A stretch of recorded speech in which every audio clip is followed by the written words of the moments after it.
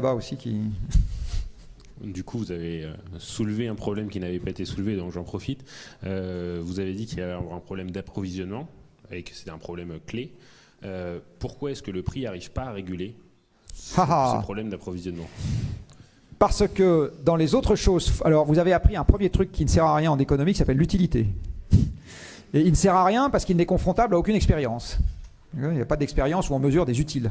Voilà, bon.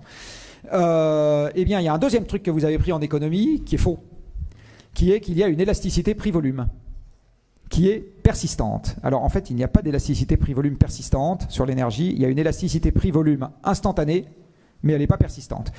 Dans les graphiques que je ne vous ai pas montrés, mais vous pouvez le retrouver sur mon site perso, j'ai un article que j'ai publié dans les Échos il y a quelques années, que j'ai reproduit sur mon site perso, qui s'appelle « Le pétrole est-il élastique ?»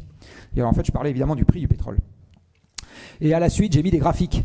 Et il y a un graphique que j'ai fait dans lequel je regarde comment varie le prix du pétrole en fonction de la quantité qu'on peut acheter dans l'année, qui est en fait la quantité produite dans l'année. Et il n'y a strictement aucune relation univoque entre les deux. Zéro. Ça ressemble à un plat de nouilles. Bon. Ce qui veut dire... Alors pourquoi c'est comme ça? Parce que le pétrole est une denrée essentielle au fonctionnement de l'économie. En fait, aujourd'hui, le pétrole, en volume, c'est le premier facteur limitant de l'économie. Le premier. Il n'y en a pas deux, il n'y en a qu'un, c'est celui-là. Plus de pétrole, plus d'économie, moins de pétrole, moins d'économie, c'est exactement comme ça que ça marche, que la Fed fasse ce qu'elle veut et que Macron fasse ce qu'il veut sur les charges sociales, c'est juste comme ça que ça marche. Quand vous avez moins de pétrole, instantanément, vous allez avoir une hausse de prix. Donc la hausse de prix existe, l'élasticité existe à court terme. Mais si vous avez moins de pétrole, vous avez donc une économie qui peut vous offrir moins de transport. Donc l'économie produit moins, donc le PIB descend. Si le PIB descend, comme le PIB c'est la somme des revenus, les revenus de vos consommateurs descendent. Donc l'offre de pétrole est descendue, mais les revenus de vos consommateurs sont descendus aussi, et à ce moment, vous avez un nouveau prix d'équilibre qui n'a aucune raison d'être au-dessus du prix que vous avez eu au moment du choc, et en fait il est en dessous. Par ailleurs, comme le pétrole est un facteur limitant, alors quand vous avez un choc, le prix du pétrole monte, du coup les producteurs de pétrole sont incités à aller en chercher qui n'étaient pas rentables avant, donc l'offre va un peu augmenter. Les consommateurs vont faire un peu gaffe, d'abord parce que c'est la récession et ensuite parce que le prix du pétrole est monté, donc ils vont en consommer un peu moins. Du coup, pas longtemps après, vous allez vous retrouver avec une offre un peu en surplus. À ce moment, le prix se casse la gueule, d'autant plus que le pouvoir d'achat de votre consommateur avait un peu diminué. À ce moment, les producteurs de pétrole se disent, puisque le prix est bas, je ne vais pas aller en chercher du en plus parce que ce n'est pas rentable, donc ils coupent dans leurs investissements.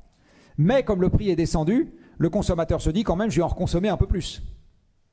Le prix est redescendu et avec l'effet du prix élevé précédent, l'offre a été un peu mieux approvisionnée.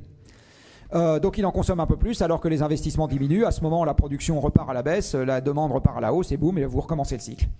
Donc en fait, vous allez avoir le prix du pétrole. La seule chose que vous êtes capable de théoriser sur un approvisionnement contraint, c'est qu'il sera oscillant. Et en fait, ce qui va vous donner la dureté de la contrainte, c'est à mon avis deux éléments. Un dont je suis sûr, un qui est une hypothèse, mais l'avenir le dira.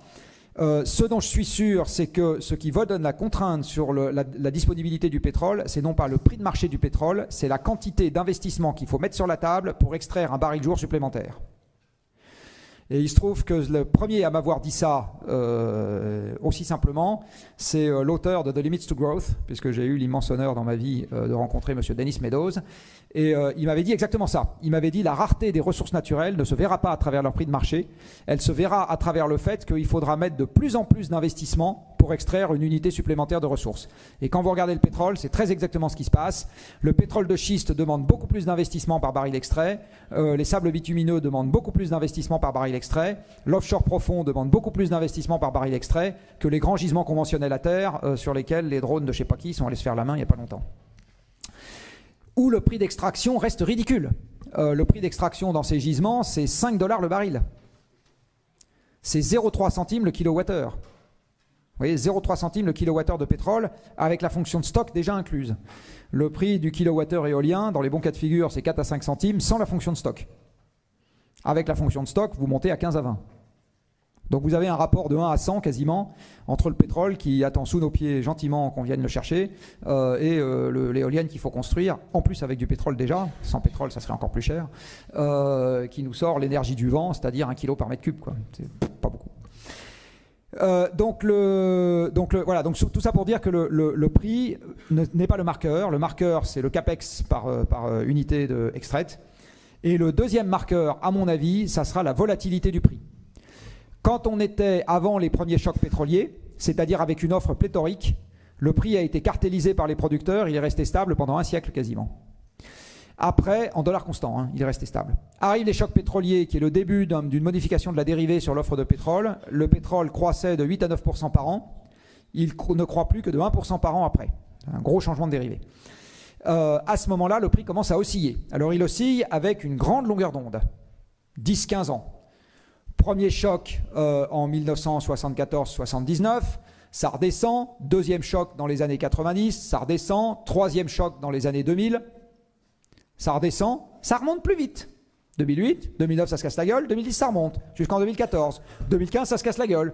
Puis là, ça a recommencé à remonter. Puis ça, voilà. Donc la longueur d'onde va se raccourcir. C'est ça mon marqueur pour moi. Mais alors ça, c'est une hypothèse que je pose. Hein. J'en ai pas la démonstration formelle.